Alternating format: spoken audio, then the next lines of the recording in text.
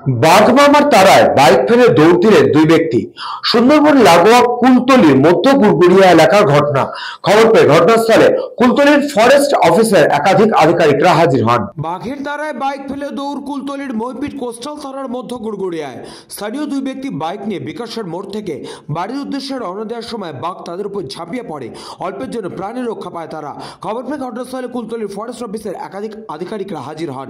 স্থানীয় জিএফএমসি সদস্যরা রাতে মশাল জ্বালিয়ে রাত পাহারায় দেখা গেল স্থানীয় মধ্য গুড়গুড়িয়ার বাসিন্দাদের। আতঙ্ক কাটছে না স্থানীয় গৃহবধূ দোলন দাস ও অনিতা দাসদের।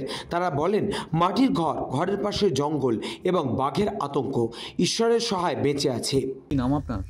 অনিতা দাস। বাড়ির পাশে তো বাঘ এসছে, হ্যাঁ। কতটা আতঙ্কে আছে?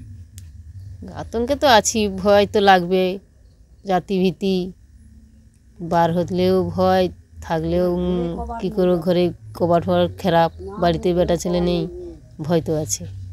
দুজন লোক বাইক নিয়ে যাচ্ছে, ওদেরই সামনে পড়েছে আর কি। চকলেট ফাটা না, চকলেট ফাটা, চকলেট ফাটা, দেখি যাবো। আরে এই তো কালার ভিডিও, এই তো হ্যাঁ, ঠিক আছে ঠিক আছে ঠিক আছে, এদিকে হাত তুলুন একটু। ব্যুরো রিপোর্ট, নিউজ বঙ্গ টাইম।